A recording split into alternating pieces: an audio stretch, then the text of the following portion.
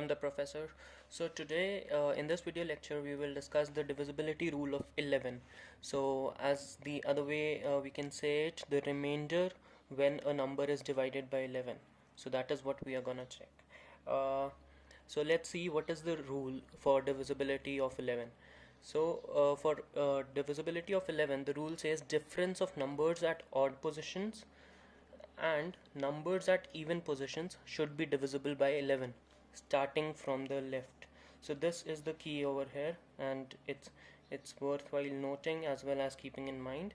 So starting from the left, that is very important. So difference of numbers at odd positions and numbers at even positions should be divisible by 11. So what does this actually mean? Let's see. So if we assume a number a b c d, it's a 4-digit number a b c d, 4-digit number. So if we go by the rule, it says the sum difference of numbers at odd positions and numbers at even positions. So this is an odd position. If we start from the left, this is the first position, this is the second position, this is the third position, this is the fourth position, right? So starting from the left, the difference of odd positions and difference of even positions, that should be divisible by 11. So if I just say that d plus b, this is the sum of odd position numbers, and the difference, so minus sum of numbers at even positions, which is c and a, so c plus a, this should be divisible by 11. So 11, 22, 33, something like of this sort. Then it would be the whole number would be divisible by 11. So let's go for some examples here. We have the first one as 908193. Let's try to implement the rule that we have just learned. So starting from the left, we need to start from this side. This is the first number, this is the third, this is the fifth. So for the odd positions, if I just name it as u, which is the units digit, right? So we are starting by the units digit, so I have named it as u. We have a 3 plus a 1 plus a 0, that is 4. And for the second lot, that is the numbers at even positions, I'll write it as e for even positions.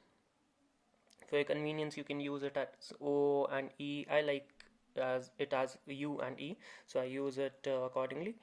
So E, I have 9 plus 8 plus 9, 9 plus 8 plus 9, 9, 9, 18, 18, 8, 26. So the difference which is U minus E, this is what we need to calculate. That would come out to be 4 minus 26, which is minus 22. 22 is a multiple of 11. 11 twos are 22. It doesn't matter it is positive or negative, because this is just the difference of digits at odd and even positions.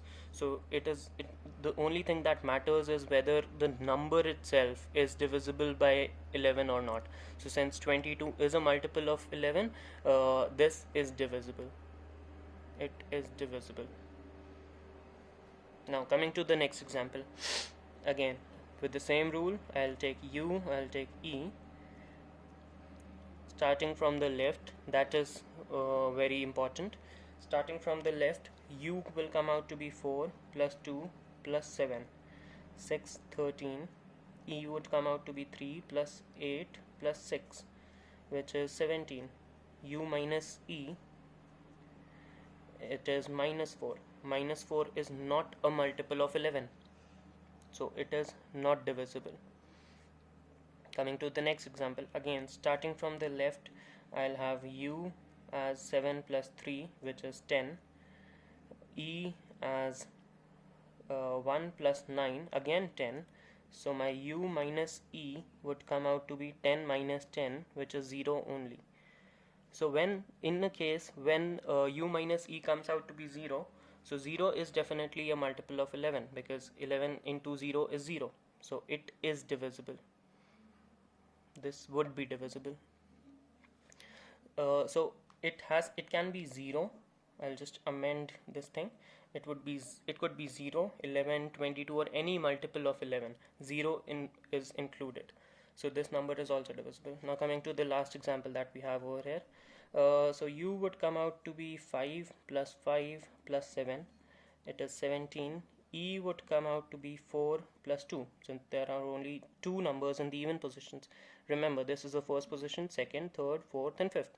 So 1, 3, 5. This is 5 plus 5 plus 7, 17. And at second and fourth position, we have 4 and 2. So that is 6. So u minus e comes out to be 11, which is again divisible. So that is about the divisibility rule of 11.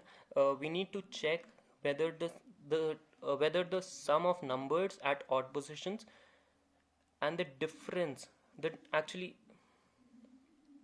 So that's about the divisibility rule of 11.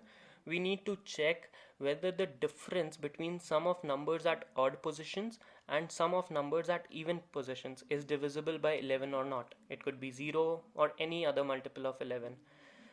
And in case it is a multiple of 11, then the whole number is divisible by 11. So for CAT purposes, this rule is not very much needed, but students who like to solve that extra question while giving mock exams and everything, so it's really important, and it would definitely boost up their confidence. So it's important that you know the rule behind it. However, it's not much of importance for CAT purposes, right? So thank you for watching. I'm the professor. Stay safe, keep studying. See you. Bye bye.